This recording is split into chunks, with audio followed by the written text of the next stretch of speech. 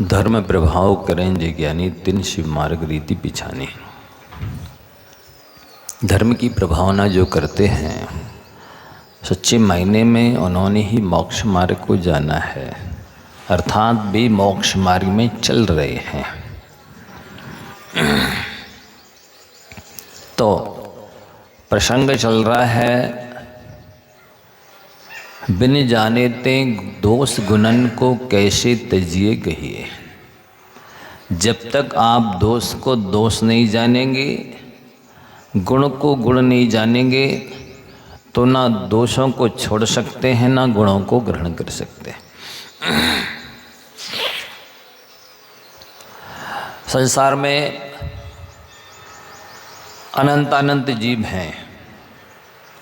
अनादिकाल से लेकर के आज तक अनंत अनंत सिद्ध परमेष्ठी बन चुके हैं। किसके माध्यम से? इस पवित्र ज्येष्ठ और श्रेष्ठ जिन शासन की शरण लेकर के। जहाँ तक मैंने अध्ययन किया है, जाना है, सनन समझा है, तो ये पाया कि अनंत अनंत जीव इस जिन शासन की शरण लेकर के सिद्ध हो गए हैं, और अनंत जीव इस जिन शासन की अभिनय आसाधना विराधना करके नरक निगोद में चले गए हैं, अपने संसार को बढ़ा भी लिया है। इस जिन शासन का महत्व नहीं समझ करके, अभिनय करके, निंदा करके, आसाधना विराधना करके अनंत जीवों ने अपने संसार को बढ़ा लिया है। तो अज्ञान से बड़ा दुनिया में कोई अभिशाप नहीं है, आपको पहले भी बताया। और शमेशार में आचार्य कुंद देव ने बहुत महत्वपूर्ण बात कही है। उसकी कलश में अमरचंद्र देव क्या लिखते हैं? भेद विज्ञानतः सिद्धा सिद्धा ये किलकेचन, अशैवा भावतो बद्धा बद्धा ये किलकेचन। अनादिकाल से लेकर आज तक जितने सिद्ध हुए हैं, वे भेद विज्ञान को प्राप्त करके क्या मेरा है क्या मेरा नहीं है, ये ज्ञान प्राप्त करके सिद्ध हुए हैं। और जो अभी तक दुखी हैं, संसार में भटक रहे हैं 4 गति 84 लाख योनियों में, वे इसी भेद विज्ञान के अभाव में भटक रहे हैं। सारी दुनिया जड़ के पीछे दौड़ रही है, अचेतन के पीछे पड़ी है। जो अपना नहीं है उसके लिए अपनाने की कोशिश कर रही है। जो अपना है उसे समझते नहीं है। जो शाश्वत है, त्रैकालिक है, निजी है, स्वाधीन है, शास्त्रित है, उसे अपनाते नहीं है, उसकी उपेक्षा करते हैं। स्वयं जीव तत्व है, आत्मा है अनादिकाल से, लेकिन स्वयं की इज्जत स्वयं नहीं कर रहा है। स्वयं को स्वयं नहीं जानता है, स्वयं को नहीं स्वयं पहचानता है, स्वयं की स्वयं श्रद्धा नहीं करता है। कैसा विचित्र है ये प्राणी, बड़ा विचित्र है। स्वयं को स्वयं नहीं जानता है, स्वयं को स्वयं नहीं पहचानता है, स्वयं की स्वयं कीमत नहीं करता है। उसका कल्याण स्वयं के माध्यम से होना है। उसको स्वयं के ऊपर श्रद्धा करनी है। जैसा वो है वैसा उसे जानना है, जैसा वो है वैसा उसे मानना है, जैसा वो है वैसा ही उसको उसमें रम जाना है। जानो मानो और करो। जानो यानी सम्यक ज्ञान, मानो यानी सम्यक श्रद्धान, और करो यानी सम्यक चारित्र। ये शब्द बोलते तो हैं लेकिन समझते नहीं है। जैसे बोलते हैं ना अपनी भाषा में, आना जाना लगा हुआ है। क्या है ये? आना यानी उत्पाद, जाना यानी व्यय, लगा हुआ है यानी ध्रुव। आना जाना लगा हुआ है, उत्पाद व्यय ध्रुव भी लगा हुआ है। ये चलता ही रहता है। बोलते तो हैं लेकिन जानते ही नहीं, समझते नहीं हम बोल क्या रहे हैं, कर क्या रहे हैं। तो ये बहुत महत्वपूर्ण चीज आप सभी को बताई जा रही है। हजारों हजारों साल पहले कुंद कुंद देव ने बताई है, पढ़ते हैं सुनते हैं कि वो विदेश क्षेत्र गए हुए थे और श्रीमंदर स्वामी के समोषण में बैठ कर के साक्षात सामने दिव्य ध्वनि को सुन करके और वो देशना को लाए और यहाँ आकर के उन्होंने 84 पहाड़ लिखे। कुछ पहाड़ ग्रंथ वर्तमान में उपलब्ध हैं, बाकी काल के गाल में समा गए। तो उन्होंने क्या लिखा है, जिण सत्था दो अट्ठे पच्छक्का देहि बिजोदिनीमा खियदि मोहोपचो तम्मा सत्थम समधि दब्बम। जिन शास्त्र से, दिव्य ध्वनि से, भगवान की देशना से, जो परंपरा से गणधर देव और आचार्यों के द्वारा आई है, लिपिबद्ध की गई है, शास्त्र के रूप में लिखी गई है, उन शास्त्रों को पढ़ो। जैसे पिता पुत्र के लिए पाती लिख के जाए, पत्र लिख के जाए, खत लिख के जाए, पर वो पुत्र यदि ना पढ़े तो उसे पुत्र कहेंगे को पुत्र कहें? बोलो क्या कहें? कुपुत्र है ना। इसी तरह से हमारे आचार्य भगवंत जो प्रया करके कई जंगलों में, पहाड़ों में, गुफाओं में रहा करते थे, नदी के किनारे रहा करते थे, बड़ी कठिनाई से, जिसकी इसी तरह ताड़ की जो पत्र हैं, लंबे पत्ते, उनको किस तरह सुखाया होगा, कैसे काटा होगा, कहाँ कैंची मिली होगी, कहाँ शाही मिली होगी, और उनको पत्तों को, कागज़ तो थे नहीं आजकल के जैसे पैड हैं, कॉपी डायरी तो थी नहीं, और उन्होंने उन ग्रंथों को लिखा और लिख करके कैसे बांध करके वृक्षों की खोह में रख के चले गए, अपना कर्तव्य कर गए। अब उसे कौन संभालेगा, कौन उसका ट्रांसलेशन करेगा, हिंदी में अनुवाद करेगा, कौन पब्लिश करेगा, प्रकाशित करेगा, ये सारी चिंता उन्होंने नहीं की। वे कर्तव्यशील थे, उनको चिंता थी जिन शासन की, अपने कल्याण के साथ साथ आने वाली भावी पीढ़ी की चिंता थी कि उनका कल्याण कैसे हो। ऐसे महामनीषी थे, वे वाग्मी थे, व्याकरणाचार्य थे, न्यायिक थे, वे दूरदर्शी थे, अनुभवी थे, और उन्होंने अपना कर्तव्य पूरी लगन के साथ किया।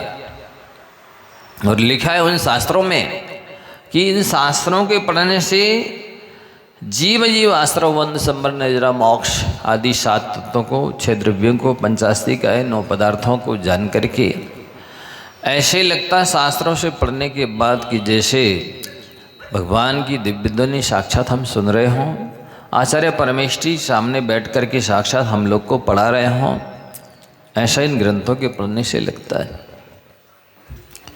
खियदि मोहोपचो, इन शास्त्रों के पढ़ने से मोह का जो उपचय है, संचय है, ढेर हम लोगों ने बांध रखा है, वह मोह दर्शन मोहनी हो चाहे चारित्र मोहनी हो, क्षय को प्राप्त हो, नाश को प्राप्त होता है। इसलिए उनका आदेश निर्देश है, संकेत है, उपदेश है कि आप सभी लोग, आपको बुद्धि मिली है, आपको आंखें मिली हैं, आपको हाथ मिले हैं, आप जिनवाणी को हाथ में लीजिए, आँखों से, अपनी सगी आँखों से इन शास्त्रों को पढ़िए और पढ़ करके अपने मोहिनी कर्म को क्षय करिए। लेकिन ये वर्तमान के जो प्राणी हैं वो उस पाती को नहीं पढ़ रहे हैं, उन जिनवाणी को, उन आचार्यों के द्वारा लिखे हुए ग्रंथों को नहीं पढ़ रहे हैं, उनकी रुचि नहीं है, इंटरेस्ट नहीं है, महत्व नहीं समझते कि इसके पढ़ने से क्या होगा, इसीलिए वो दुखी है। तो लौकिक पढ़ाई तो की है, बहुत सारी डिग्रियां हासिल की हैं, बीएससी, एमएससी, एलएलबी इत्यादि की, लेकिन लौकिक पढ़ाई में वो कैसा हो गया है, यथा खरस चंदन भारवाही भारस्य वेत्ता नातु चंदनस्य तथा जनोयम बहुशास्त्र पाठी शास्त्रस्य वेत्ता नातु निश्चयस्य। वो जो लौकिक पढ़ाई उनने की है, सो वो उनकी पढ़ाई ऐसी हो गई जैसे गधे के ऊपर चंदन लाद दिया किसी ने, और चंदन लाद दिया तो वो गधे को तो बाहर ढोने से मतलब है, चंदन है कि मिट्टी है कि लकड़ी है कि पत्थर, इससे उसको कोई मतलब नहीं है।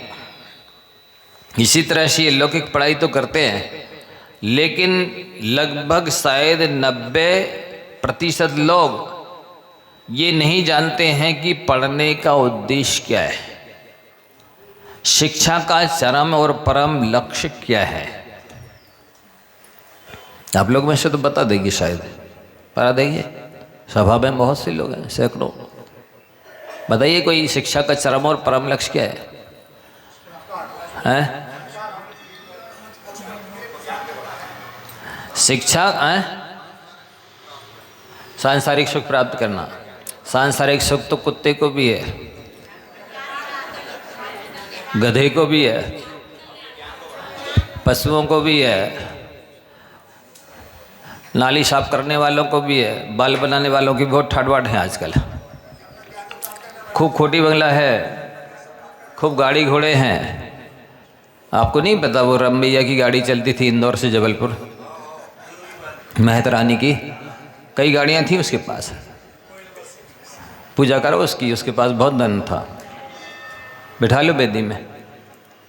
एक नई थपौड़ी में वो क्या नाम उसका, सैन, कितने एकड़, सैकड़ों एकड़ ज़मीन और ट्रक वगैरह, बहुत संपत्ति थी उसके पास। आप लोग तो जाने माने, इसलिए उन्हीं का दृष्टांत दे रहे हैं। उन सबकी पूजा करो बेदी में बिठा के, यदि वो लक्ष्य है इसका सांसारिक सुख प्राप्त करना तो। और सुनो, अब दृष्टांत सुन लो। आप लोग 12 भावना पढ़ते हैं, छोटी वाली राजा राणा की, उसमें क्या लिखा है? धन कन कंचन राज सुख सब ही सुलभ कर जान, दुर्लभ है संसार में एक यथार्थ ज्ञान। क्या पढ़ रहे हैं? धन माने होता है लौकिक संपत्ति। शिव चक्रवर्ती के पास 9 निधियां होती हैं और 14 रत्न होते हैं।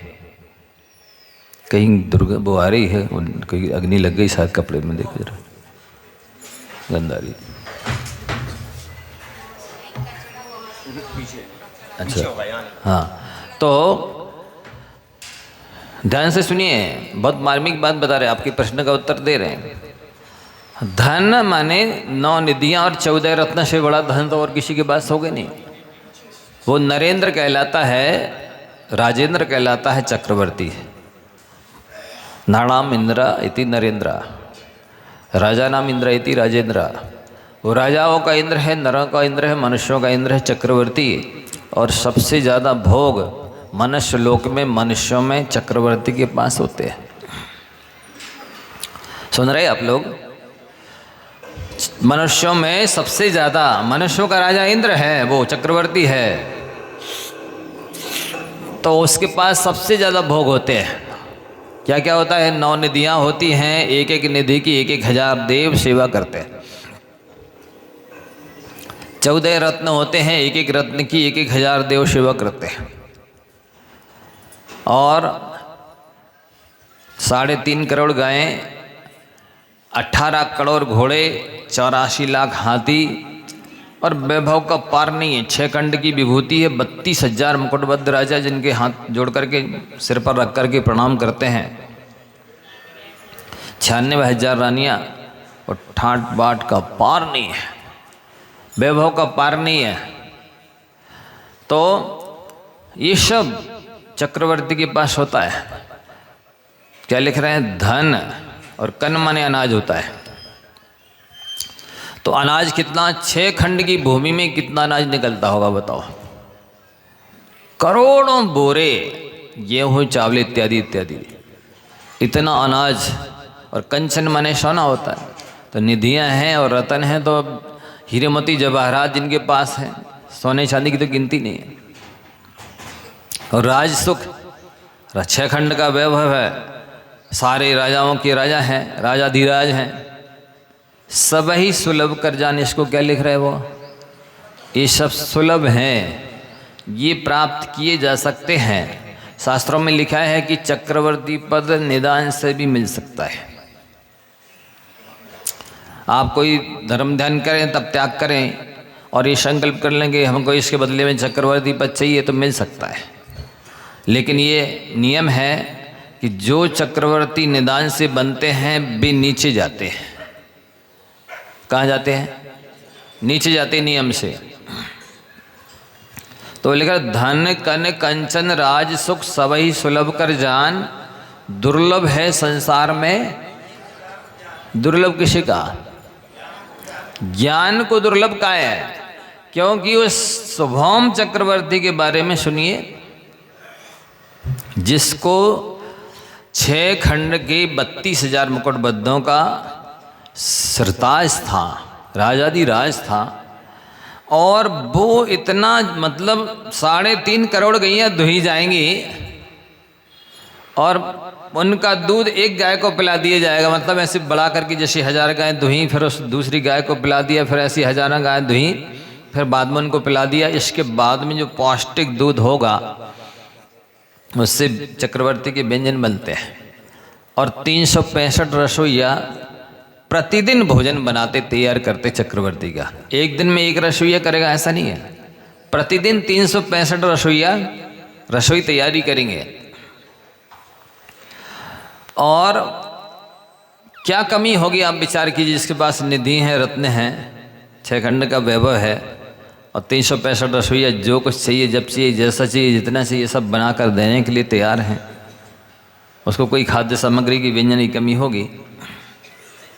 लेकिन इतना आसक्त लोलपी था कि जैसे ही रसोइया ने एक दिन अच्छी बढ़िया खीर बना करके थाली में लगा के दी और जल्दी से खाने की तैयार हो गया खाने के लिए, गरम गरम ले करके मुंह में ले लिए, मुंह जल गया। अब तेज गरम खाएगा तो मुंह जलेगा, जल गया तो गुस्सा पे किस पर उतारी? रसोइये के ऊपर। देखो जैसे कांच का गिलास रास्ते में रखा हो पानी से भरा और किसी के द्वारा फूट जाए तो उसको आंखें दिखाती हैं, क्यों? दिखता नहीं है, इतना बड़ा गिलास नहीं दिख रहा था, कहाँ दिख रहे थे? और मान लो वही रास्ते में उसी स्थान पर रखा हुआ गिलास अपने द्वारा फूट जाए, तब क्या कहेंगे? क्यों, किसने रखा ये गिलास यहाँ रास्ते में? ये रखने की जगह है। दोनों में ही दूसरे को ही डांटना है, अपनी गलती तो स्वीकार करना ही नहीं है। तो ऐसे ही हुआ, चक्रवर्ती ने रसोई को डांटा। आज खीर किसने बनाई थी? इन्होंने बनाई थी। गुस्सा आ गई इतनी ज़्यादा कि वो थाली, खीर की थाली, और दे मारी उस रसोई को, चक्र बना दिया, सुदर्शन चक्र थाली को ही। बेचारे की गर्दन कट गई, जल भुंज गया, मर गया, और मर करके वो व्यंतर बना। अब आप देखना जरा, ये जीव यहाँ पर कैसे कर्म करके जाता है, बेसंस्कार वहाँ देवगति में भी रहते हैं। भोग भोग के गया है, निदान करके गया है तो वो संस्कार रहेंगे, या किसी दुर्घटना से मर करके देव हुआ है तो वो भी संस्कार रहेंगे। और हुआ ऐसा कि उसने अपने अवधि ज्ञान से जाना कि मैं कहाँ से आया हूँ, और उसको पता चल गया अवधि ज्ञान से, अरे मैं तो चक्रवर्ती का रसोइया था, और इस तरह मैंने टेस्टी खीर बना करके दी थी रसोइये ने, सोचा चक्रवर्ती को, और उसने गरम खीर खा ली और मेरे को गरम थाली मार दी। अब देखता हूँ, बदला लूँगा। और वो एक अच्छा वनपाल का वेश धारण करके आया, बहुत सुंदर टेस्टी फल लाया और राजाधिराज चक्रवर्ती को चढ़ा दिए। चक्रवर्ती ने खाए, बहुत स्वादिष्ट लगे, टेस्टी लगे। दूसरे दिन फिर लाके चढ़ा दिए, फिर खाए, बहुत स्वादिष्ट है। प्रतिदिन जैसे मैं फल खाता हूँ, ये तो उससे कई गुने अच्छे हैं, श्रेष्ठ है। तीसरे दिन लाके फिर चढ़ा दिए, फिर खाए, अब तो रहा नहीं गया। पूछ लिया, भाई ये फल लाते कहाँ से हो? राजन, मेरा बहुत बड़ा बगीचा है, उसमें ऐसे ऐसे सैकड़ों हजारों प्रकार के फल लगे हैं, एक से एक श्रेष्ठतम, मधुर स्वादिष्ट। आप कृपा करें, मेरे साथ चले, जितने खाना हो खा लेना, जितने लाना हो ले आना। देखना जरा, जो विषयासक्त होता है रसना इंद्री का लोलुप होता है, उसकी बुद्धि काम नहीं करती है। जैसे कोई अंधा हो तो उसको तो केवल आंख से नहीं दिखता, वो नेत्रांध होता है। कोई बहरा हो तो उसको कान से सुनाई नहीं देता है। कोई गूंगा हो तो वो केवल बोल नहीं पाता है। कोई अपाहिज हो तो वो केवल चल नहीं पाता है। लेकिन जो विषयांध होता है उसकी कोई भी इंद्री काम नहीं करती है। इंद्री के साथ साथ उसका मन भी काम नहीं करता है। तो वो राजाधिराज जिसके अंडर में 32,000 मुकुटबद्ध राजा हैं, और राजा जब 32,000 हैं तो उसके और नीचे वाले तो हजारों लाखों लोग, कितने होंगे सेवक वो थे। चाहता तो बोल सकता था, किसी को भी ऑर्डर दे देता, जाओ इसके बगीचे में चले जाओ, मनमाने फल ले आना। ट्रकों से भर करके फल आ सकते थे, लेकिन वो विषय लोलपी, जिह्वा इंद्री का लोलपी खुद चल पड़ा, अजनबी व्यक्ति के साथ खुद चल पड़ा। और जैसे ही बीच समुद्र में पहुंचा तो उसने अपना विराट रूप दिखाया विक्रिया से कि मैं वही रसोईया का जीव हूं जिसको तुमने थाली दे करके मारा था। अब आज मैं बदला लूंगा, पिटाई करूंगा, जान से मारूंगा। देखो किस चीज की दुर्लभता है, हम आपका ध्यान उस ओर आकर्षित कर रहे हैं। क्या चीज महत्वपूर्ण है, क्या सुलभ है, सरल है, वो मिथ्या दृष्टि था। इसलिए धर्म के प्रति श्रद्धा आवश्यक है। वो मिथ्या ज्ञानी था, उसके पास लौकिक ठाटबाट वैभव तो बहुत था, लेकिन सम्यक ज्ञान नहीं था। वो मूर्ख विषय लोलपी राजाधिराज होते हुए भी, जैसे उस व्यंतर ने कहा कि मैं एक शर्त पर छोड़ सकता हूं कि यदि तुम लमोकार मंत्र को पानी में लिखकर पैर से मिटा दोगे और ये बोलो कि जैन धर्म नाम की कोई चीज नहीं है। आप सुन लो ध्यान से, उसने केवल अक्षरों को लिखा था, नाम निक्षेप के महामंत्र को लिखा था। कई ऐसे ऐसे लोग होते हैं, अपनी दुकान पर बैठे रहेंगे, कुर्सी पर बैठे रहेंगे, साधु परमेष्ठी भाव निक्षेप के साधु परमेष्ठी आ रहे हैं, आ जाएंगे, चले जाएंगे, निकल जाएंगे, हाथ भी नहीं जोड़ते, अपनी सीट भी नहीं छोड़ते हैं। ये भाव निक्षेप के भावलिंगी साधु की अभिनय है। इसका फल क्या होगा? जब नाम निक्षेप के महामंत्र को लिखकर पांव से मिटाने का फल क्या मिला मालूम है? मरकर सप्तम नरक गया। पाप का चरम और परम फल 33 सागर की आयु बांध करके महादुख में, संसार में सबसे ज्यादा दुख कहीं है तो सप्तम नरक में उसको प्राप्त हुआ है बंधुओं। तो ये श्रद्धान होना, सब में ज्ञान होना और विवेक होना।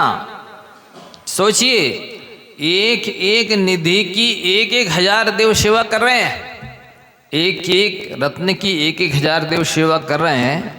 ये व्यंतर क्या इतना शक्तिशाली था जो 9 और 14 23,000 देवता हो गए ना, 9 निधि 14 रत्न के 23,000 देवता वो कहाँ थे? बाकी और भी विद्याधर राजा महाराजा सब जिसके सेवक हैं, कोई काम में क्यों नहीं आया? जब कोई व्यक्ति नमोकार की, देवशास्त्र गुरु की, पंच परमेष्ठी की आसाधना विराधना करता है, तब उसकी सहायता देवी देवता कोई नहीं करता है। सोचिए, उसके जितने सेवक थे वो सब कोई भी काम में नहीं आए, और उस व्यंतर ने मारा, और इतना मारा, जान से मारा, और मर करके वो पंच परमेष्ठी के नाम निक्षेप की आसाधना विराधना करके सप्तम नरक गया है। बंधुओं, आपको सोचना है कितनी तरह से निंदा करते, आसाधना विराधना करते, उपेक्षा करते। आपके शहर नगर में साधु परमेष्ठी भगवान विराजमान है, आपका कर्तव्य क्या है बताइए? कि दर्शन करने जाना, पूजन करने जाना, क्लास सुनने जाना, प्रवचन सुनने जाना, आहार देना, उनकी सेवा करना, पूछना क्या परेशानी तो नहीं? ये आपका फर्ज है, कर्तव्य है, उत्तरदायित्व है। लेकिन कितने लोग अपने कर्तव्य का फर्ज का निर्वाह करते हैं। ये प्रत्यक्ष और परोक्ष दोनों तरह की अभिनय है। इसका फल क्या होगा जब नाम निक्षेप के डमोकार मंत्र की अभिनय करके सप्तम नरक गया है तो धन कन कंचन राज सुख सब ही सुलभ कर जान। ये सारी चीजें सुलभ हैं, दुर्लभ क्या है? दुर्लभ है संसार में एक यथार्थ ज्ञान। और आज की स्थिति में जबकि इतने मतांतर पनप गए हों, एकांतवाद का साम्राज्य फैल रहा हो, रागी द्वेषी कामी क्रोधी देवी देवताओं की खूब आराधना की जा रही हो, और 15 दिन का एक शिविर अटेंड करके और वो पाठशाला पढ़ा रहे और दम दे रहे कि जो हम कह रहे वो ही सही है। और शास्त्र कितने मालूम है? यदि पूरे संसार की वृक्षों की कलम बनाई जाए और समुद्र की शाही बनाई जाए और साक्षात सरस्वती लिखने बैठ जाए तो द्वादशांग जिनवाणी जो दिव्य ध्वनि कीर्ति है ना, उससे भी ज़्यादा है। लेकिन लोग 2-4 पेज पढ़ करके एक छोटा मोटा ग्रंथ पढ़ करके दम दे रहे कि जो हम कह रहे वही सही है। ऐसी स्थिति में सम्यक ज्ञान प्राप्त करना, अहिंसा और अनेकांतमय ज्ञान प्राप्त करना कितना कठिन, कितना दुर्लभ है, आप समझ सकते हैं ना। दुर्लभ है संसार में एक यथार्थ ज्ञान। एक और पहले कारिका सुनाई थी इसी 12 भावना के अंतर्गत कि 14 राज उतंग लब लोक पुरुष संठान या में जीव अनादि ते भरमत है बिन नहीं ज्ञानी। यस, धन फैसिलिटी ज्ञान लिखा है और दूसरी कोई चीज नहीं लिखी है। ज्ञान के अभाव में भ्रमण किया और दुर्लभ भी ज्ञान ही है। और तीसरी कारिका फिर आप पढ़ते हैं, ज्ञान दीप तप तेल भर घर शोधे भ्रम छोर या विधि बिन निक्षे नहीं बैठे पूरब चोर। अपन लोगों की आत्मा में जो अनंत जन्मों के कर्म बंधे बैठे हैं, आत्मा में बे ज्ञान रूपी दीपक जलाना होगा और तप का तेल भरना होगा, तपस्या करनी होगी। ज्ञान दीप तप तेल भर और फिर घर शोधे। कौन सा घर? कोठी बंगला महल मटा है? निज आत्मा रूपी घर को शोधन करना है, तब ये बैठे हुए कर्म पहले के निकलेंगे। या विधि बिन निक्षे नहीं, इस विधि के बिना कर्म निकलने वाले नहीं हैं। क्या बोल रहे हैं? ध्यान दो। आप दूसरी कोई भी प्रोसेस अपना लें, खूब पूजा करें, मना नहीं कर रहा हूं, व्रत करें, तीर्थ यात्रा करें, दान देवें, धर्म के नाम पर और कुछ भी कर लें, लेकिन प्रोसेस तो ये है, आत्मा में बैठे कर्मों को निकालने की प्रक्रिया, सिस्टम, पद्धति, फार्मूला तो ये है। सुन लो, ज्ञान दीप, ज्ञान रूपी दीपक को जलाना होगा, अर्थात आपको सम्यक ज्ञान तो प्राप्त करना ही होगा, ज्ञान अर्जन करना होगा। ये अक्षय निधि है, ये वास्तविक संपत्ति है, ये निजी स्वाधीन संपत्ति है। ये और 7वें इसमें क्या लिखा है? बिणीण शुद्ध मधीदम जैवी पमायण होई विश्वरिदम अब ठादी प्रभवे केवल नाणम से माँ बहती। कंडीशन ये है कि विनय पूर्वक पढ़ी सुनी गई विद्या, ये शास्त्र बिणीण शुद्धम अधीदम, विनय पूर्वक श्रुत को, शास्त्र को जो अधीत करता है, पढ़ता है, जैवी पमायण होई विसर्जम, यदि प्रमादवश किसी कारणवश भूल भी जाए, जो पढ़ा सुना है उसको भूल जाए, तो अब ठादी प्रभवे, प्रभाव में नियम से वो ज्ञान प्राप्त हो जाता है, फिर से जागृत हो जाता है और केवल नानम से महावधि, केवल ज्ञान को प्राप्त करा देता है। कौन सा ज्ञान? विनय पूर्वक पढ़ी गई जो विद्या। कंडीशन ये है, विनयन शुद्ध मदीदम, यानी विनय हो, श्रद्धा भक्ति हो और उसको फिर शास्त्रों को पढ़ें सुने, तो आज समझ में नहीं आया तो अगले जन्म में समझ में आ जाएगा। आज याद नहीं हुआ तो अगले जन्म में याद हो जाएगा। आज श्रद्धा नहीं हुआ तो अगले जन्म में श्रद्धा न हो जाएगा, आज जीवन में नहीं उतरा तो अगले जीवन में भवों में जीवन में उतर जाएगा। और यही ज्ञान केवल ज्ञान प्राप्त कराएगा।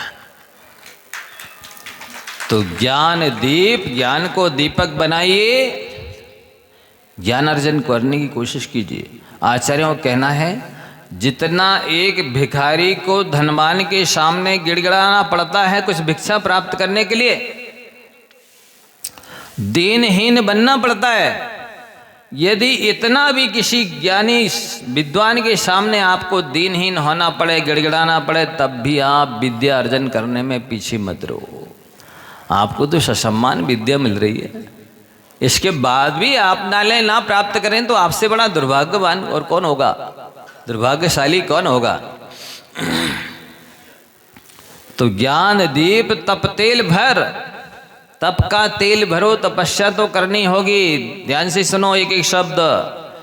जिनका मोक्ष जाना पक्का होता है, कन्फर्म रिजर्वेशन है, 10-10 भव शास्त्रों में जिनके लिखे हुए हैं कि ये इस भाव में ये बनेंगे, इस भाव में ये बनेंगे, 10वें भाव में तीर्थंकर बनेंगे और इसके बाद में ये इतनी आयु प्राप्त करके और इसके बाद में मोक्ष जाएंगे, ये सब कुछ कन्फर्म है, जिनके बारे में पक्का है। और 3 कल्याणक भी बना लिए गए, गर्भ कल्याणक, जन्म कल्याणक, दीक्षा कल्याणक। अब तो पक्का हो गया कि ये तीर्थंकर हैं, तीर्थंकर प्रकृति की सत्ता लेकर आए हैं और ये जब तीर्थंकर हैं तो मोक्ष जाएंगे ही। तीर्थंकरों की कौन सी गति होगी बताइए? केवल ज्ञान प्राप्त करेंगे और सिद्ध गति होगी, मुक्ति होगी। जब ये पक्का है, जिनका भी कठोरतम तपस्या करते हैं, उनको क्या तपस्या करने की जरूरत? जब कन्फर्म रिजर्वेशन है ही, मोक्ष जाना ही है, तो सामान्य से दीक्षा ले लेंगे तो भी मोक्ष चले जाएंगे। जब जाना ही है, पक्का है तो नहीं। प्रोसेस तो, प्रक्रिया तो, फार्मूला तो, पद्धति तो यही है कि आपको तपना होगा। आज तक कोई भी सोना बिना तपे शुद्ध हुआ नहीं, 100 टंच का शुद्ध हो नहीं, 16 वानी का बना नहीं, उसको तपना होता है। तो ज्ञान दीप तप तेल भर, घर शोधे भ्रम छोर। इस आत्मा रूपी घर का शोधन करना है, लेकिन भ्रम नहीं रहे। यदि भ्रम रहा, संदेह रहा, कन्फ्यूजन रहा, तो जानी हुई वस्तु भी, प्राप्त ज्ञान भी नाग के बराबर होता है, यदि उसमें संदेह होता है तो। जिस विषय में कन्फ्यूजन है, बताइए उसका क्या महत्व है? संदेह है जिस चीज में, उसकी क्या वैल्यू है? अच्छा, एक दृष्टांत से समझिए। जिससे मान लो कोई व्यक्ति 3-4 दिन से सोया नहीं है, जागृत रहा, और उसको आज बहुत जम से नींद आ रही है, और आपने कहा भाई साहब आइए, ये एसी रूम है, डल्लप का गद्दा है, मखमल का चादर इत्यादि सब रखा है, बिछा है, आप इधर सो जाइए। बस 3 दिन पहले यहाँ एक काला नाग था, अभी नहीं है, 3 दिन पहले था। बोलिए सोएगा? अरे 4-5 दिन से नहीं सोया है। इसके बाद भी अब वो डल्लप का गद्दा एसी क्या कर लेगा बताइए आपका?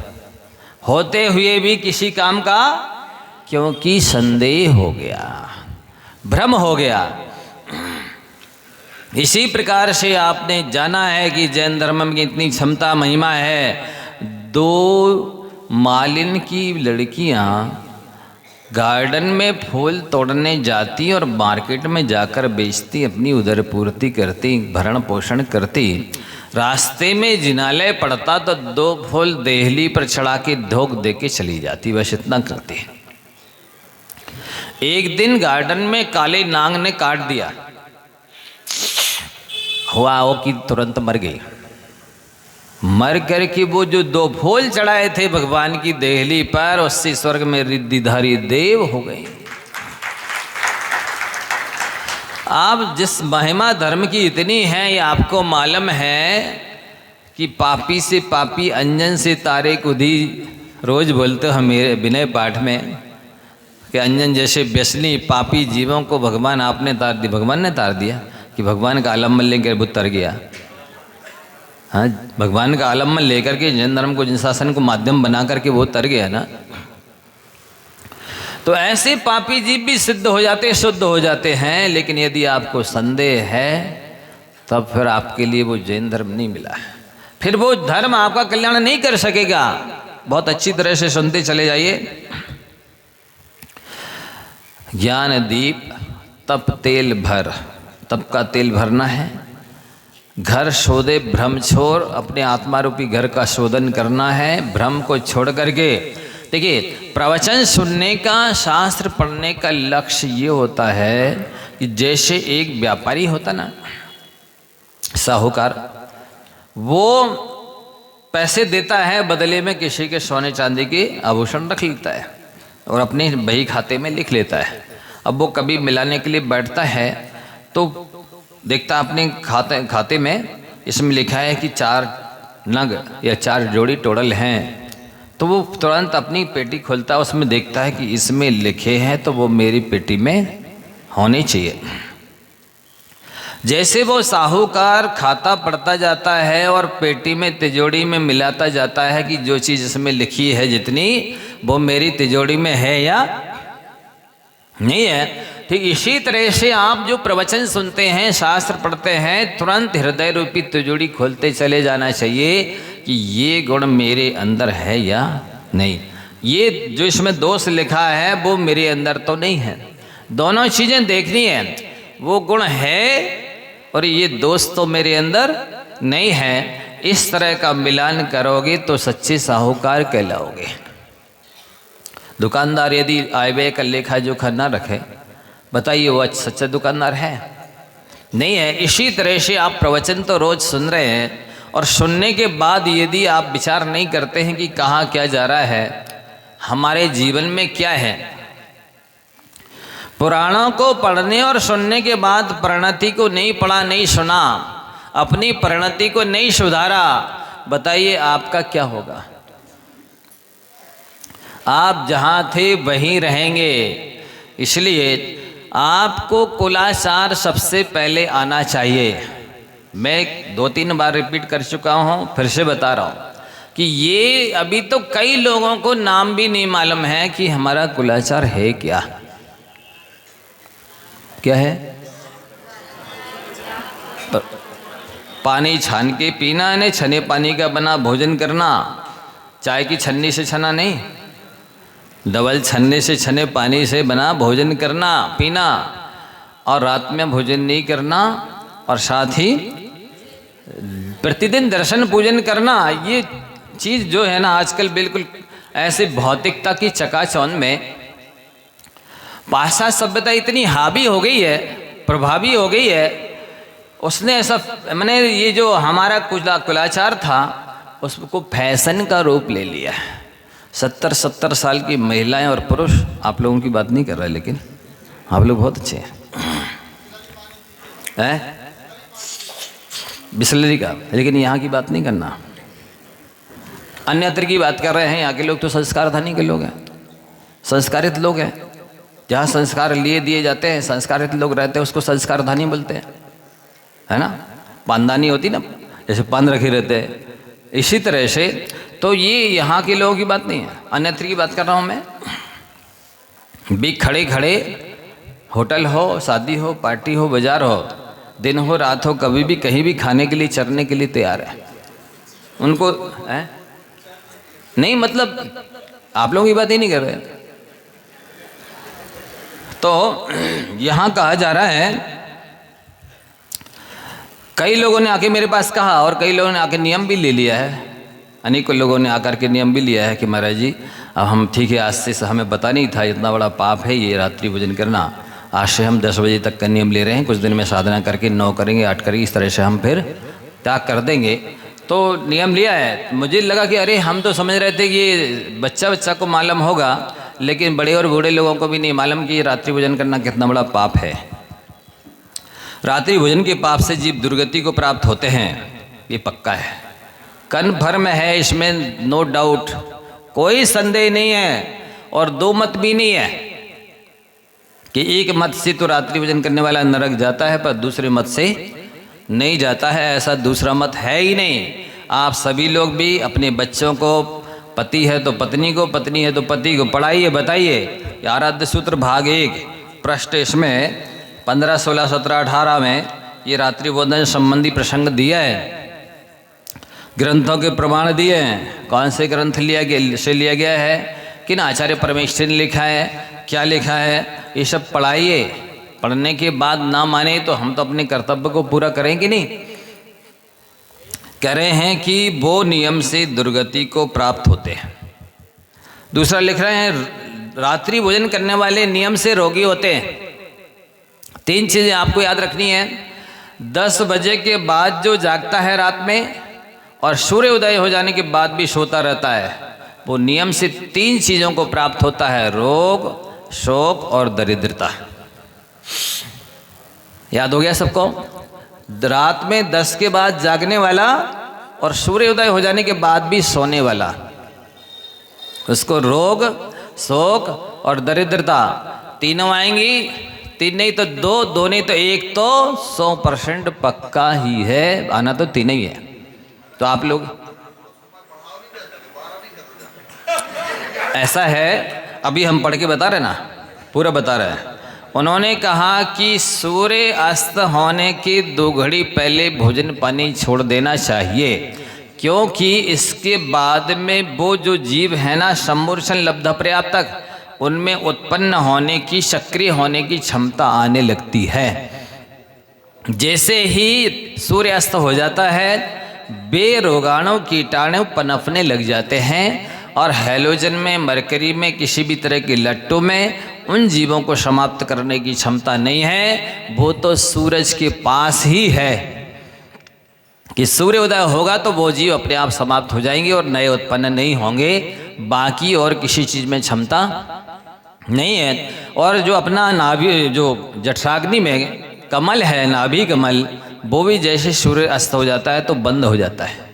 हम सब के पास भोजन करने के बाद पचाने की क्षमता खत्म हो जाती है, कम हो जाती, खत्म हो जाती है। और वो आप भर लेंगे तो वो सड़ेगा पेट में पड़ा पड़ा, पचेगा नहीं, क्योंकि उसके पास पचाने की क्षमता ही नहीं बची है। और जीवाणु रोगाणु सक्रिय हो गए हैं। अभी क्रम से सुन तो लीजिए क्या क्या लिखा है। तो वो रात में 10 के बाद जागने वाला और सूर्योदय हो जाने के बाद भी सोने वाला रोग, शोक और दरिद्रता को प्राप्त होता है। तो ये भी लिख रहे हैं कि वो लोग रोगी होते हैं, दरिद्र होते हैं और रात में भोजन करने वाले क्रूर होते हैं। जैन धर्म को धारण करने का योग्य व्यक्ति कौन है, आपको मालूम है? जैन धर्म किसे धारण कर सकता है? जैन धर्म को कौन महिला पुरुष धारण कर सकता है, आपको मालूम? जिसका हृदय कोमल है, जिसका हृदय कठोर है, काला है, क्रूर है, वो धर्म का पात्र नहीं है। धर्म संत हृदय नवनीत समाना कहा था ना, सज्जन का, धर्मात्मा का हृदय नवनीत के समान कोमल, नवनीत के समान ठंडा, नवनीत के समान सफ़ेद होता है। तो ऐसा हृदय हो तो धर्म में प्रवेश करेगा, अन्यथा नहीं। तो रात्रि भोजन करने वाले क्रूर होते हैं, इसका मतलब है धर्म से रहित होते हैं।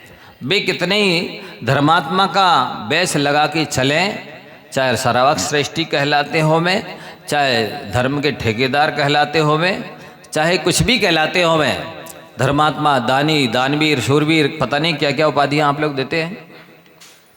लेकिन ये आचार्य परमेष्ठी पूज्यपाद स्वामी, पूज्यपाद श्रावकाचार्य में और रविशरण आचार्य महाराज पद्म पुराण में और धर्म संग्रह श्रावकाचार्य में 3 ग्रंथों के प्रमाण दे रहे हैं कि वे लिख रहे हैं रात में भोजन करने वाला व्यक्ति निर्दयी होता है, क्रूर होता है, दरिद्र होता है, रोगी होता है।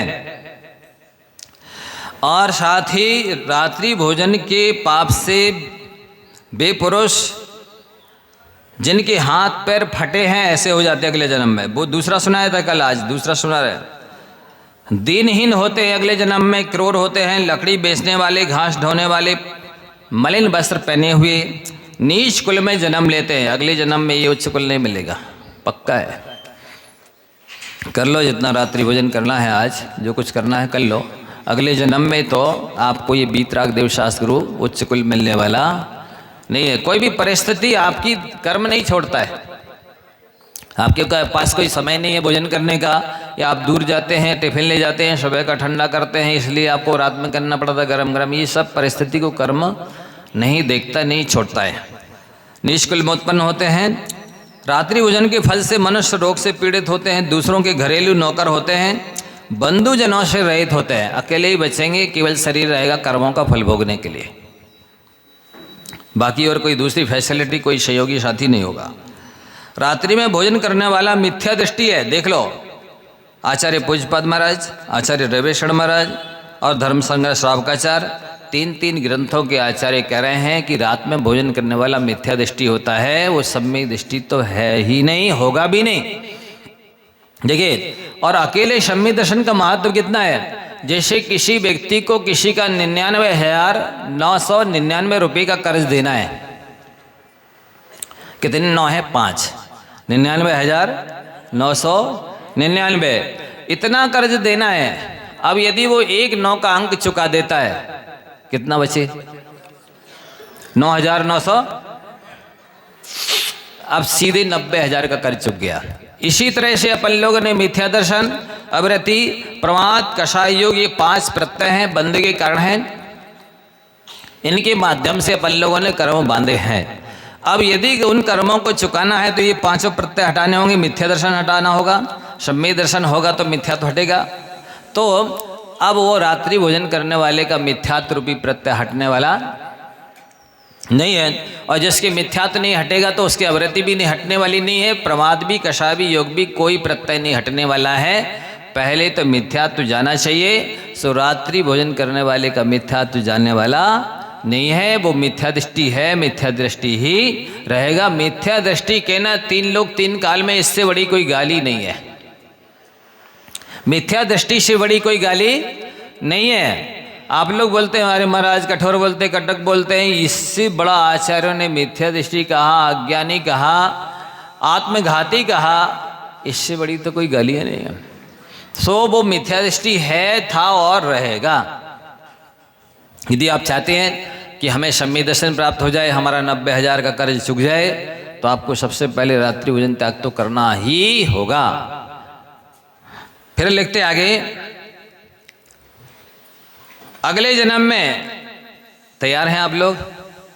सुनिए, रात्रि भोजन करने वाला सुअर बनता है, भेड़िया बनता है, बिलाव बनता है, चूज कर लेना क्या बनना है, उल्लू बनता है, कौवा आदि निकृष्ट योनियों को प्राप्त होता है। भोजन की तीव्र लालसा रखने वाला जो पापी, ध्यान देना, आपने कहा ना कि 12 बजे तक नहीं हो सकता, सूर्य की दृष्टि अगोचर हो जाने पर भोजन करता है। सूर्यास्त हो चुका है। भोजन की तीव्र लालसा रखने वाला जो पापी जीव सूर्य की दृष्टि अगोचर हो जाने पर, अर्थात सूर्यास्त हो जाने पर भोजन करता है, वह दुर्गति को नहीं जानता है। यह नहीं समझता है कि इस रात्रि भोजन के पाप से मुझे नरक आदि दुर्गतियों में जाना पड़ेगा, इसलिए रात्रि भोजन करता है। मतलब रात्रि भोजन करने वाला नरक, निगोद, त्रेंच गति को प्राप्त होता है।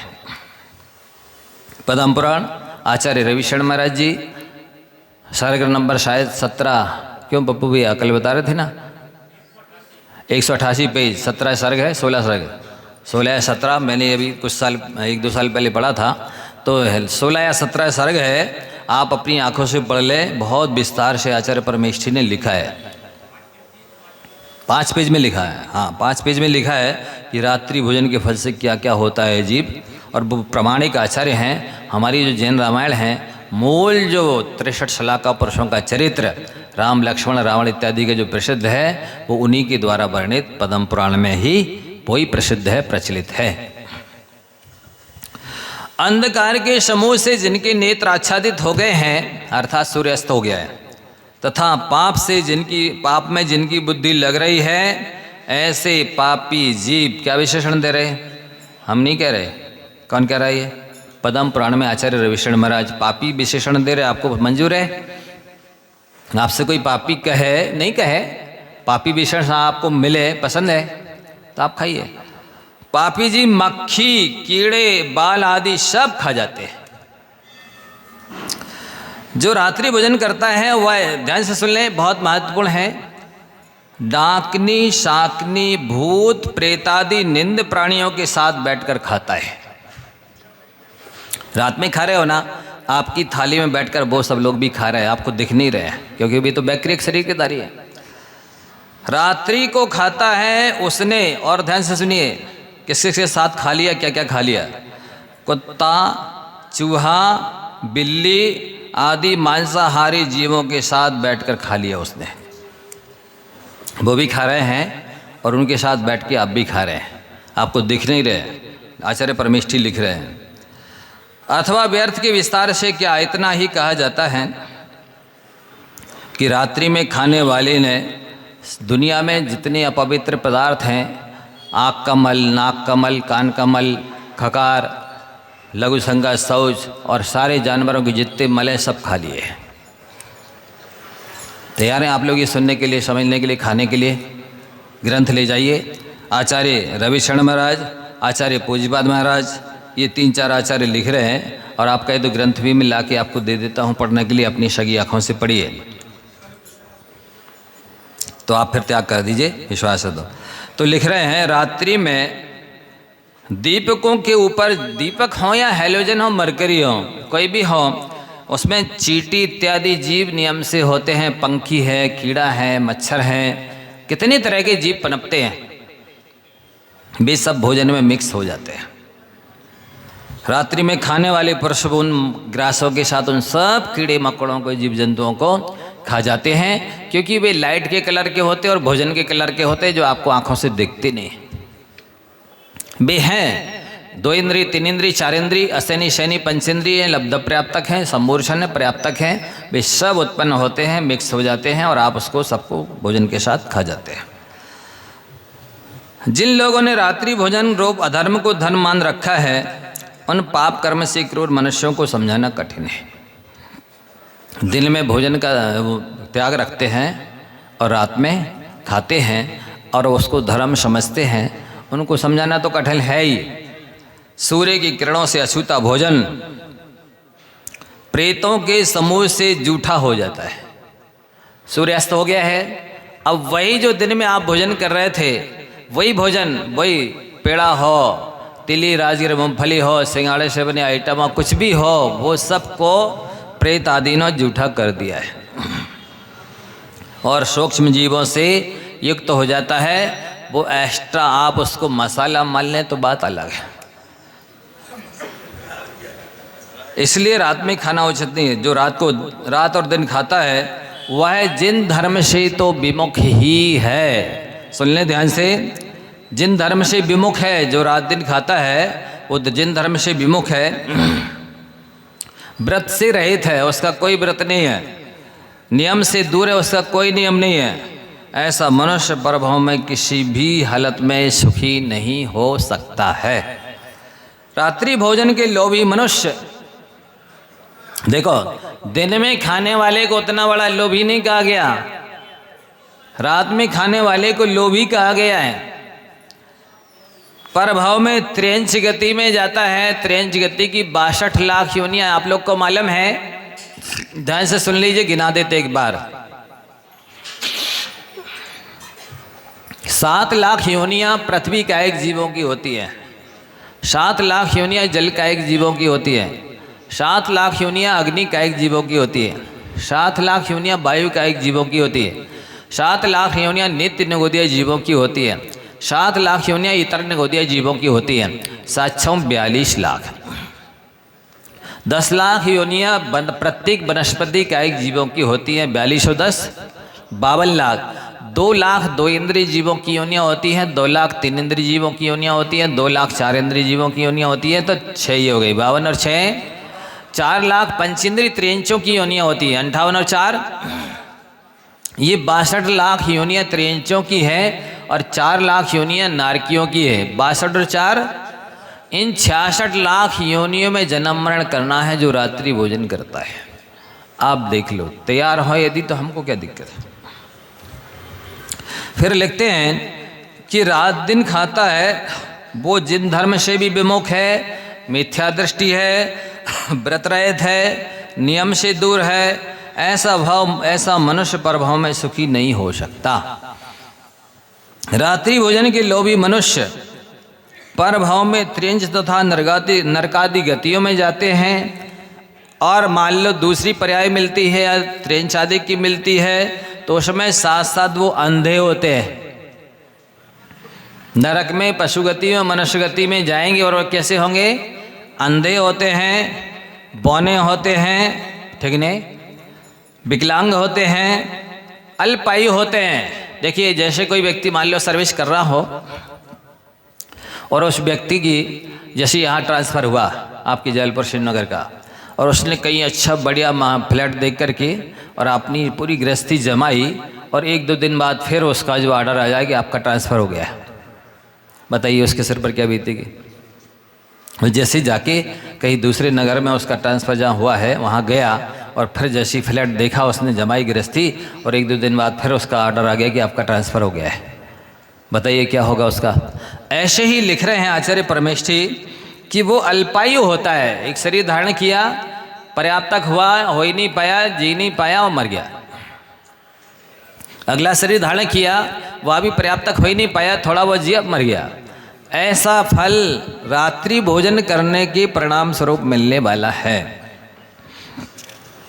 अंधे होते हैं रात्रि भोजन करने वाले, बौने होते हैं, रोगी होते हैं, विकलांग होते हैं, अल्पायु होते हैं, जी अगले भवों में शोक से युक्त होते हैं, विषाद से, क्लेश से युक्त होते हैं, दुख से परिपूर्ण होते हैं, साथ ही कोढ़ आदि भयानक भयानक रोगों को प्राप्त होते हैं।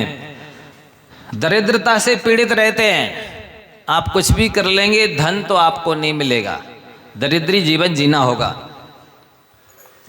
इससे पीड़ित होते हैं, अत्यंत चंचल होते हैं, अल्प आदर वाले होते हैं, कोई इज्जत नहीं करता है, सम्मान नहीं देता है, विनय से नहीं बोलता है, ऐसे निश्चित रूप से होते हैं। पद्म पुराण में आचार्य रविशरण महाराज जी वह 16वें 17वें सर्ग आप देख सकते हैं, पढ़ सकते हैं।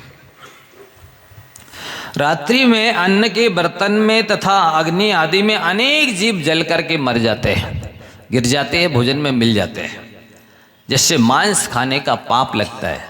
एक इंद्री का शरीर मांस नहीं कहलाता, 2 इंद्री, 3 इंद्री, 4 इंद्री, अशनि शनि पंचेंद्री जीवों का शरीर मांस कहलाता है, क्योंकि उनके शरीर में खून, वसा, चर्बी इत्यादि धातु उपधातु होते हैं, इसलिए उनका शरीर मांस कहलाता है। और अनंत 1 इंद्रिय जीवों की हिंसा करो, चाहे 1-2 इंद्रिय जीवों की हिंसा करो, 1-2 इंद्रिय जीवी की हिंसा करने से उन अनंत जीवों की हिंसा से भी अनंत गुना ज़्यादा पाप का बंध होता है। अनंत 2 इंद्रिय जीवों की हिंसा करो और चाहे 1-3 इंद्रिय जीव की हिंसा करो, 1-3 इंद्रिय की हिंसा करने से उन अनंत 1-2 इंद्रिय जीवों की हिंसा से भी ज़्यादा पाप लगता है। अनंत 3 इंद्रिय की करो और चाहे 1 4 इंद्रिय करो, अनंत 4 इंद्रिय करो और चाहे 1 पंचेंद्रिय करो, अनंत 5 अशनि पंचेंद्रिय करो और चाहे 1 शनि पंचेंद्रिय की हिंसा करो, उत्तरोत्तर ज़्यादा पाप लगता है। क्यों? इसलिए कि आगे आगे की पर्यायें बहुत भारी पुण्य से और बड़ी दुर्लभता से मिलती हैं। साथ ही इसमें उत्तरोत्तर आगे आगे कल्याण करने की योग्यता, क्षमता ज़्यादा आती जाती है, इसलिए उत्तरोत्तर आगे आगे के जीवों की हिंसा करने पर ज़्यादा पाप लगता है।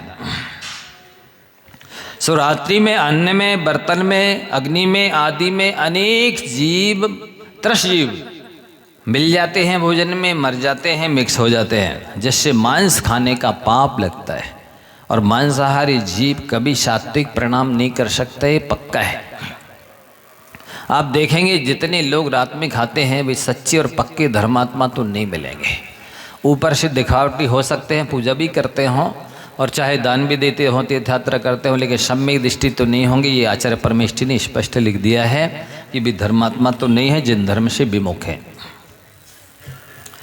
ऐसा कई बार घटनाएं, दुर्घटनाएं होती हैं कि बारात लगती है, शादी पार्टी होती है और उसमें बहुत सारे जीव रात में करने वाले होते हैं। बताया जैसा कि 70 साल की महिला और पुरुष खड़े खड़े शादी और पार्टियों में और शौक़ से खाते हैं, उनको ज़रा भी शर्म नहीं आती है कि हम जैन कुल का टाइटल लगाए हुए हैं, बैच लगाए बिल्ला लगाए जैन कहलाते हैं। हम अभिषेक पूजा करते हैं, शास्त्र पढ़ते हैं, स्वाध्याय प्रवचन सुनते हैं।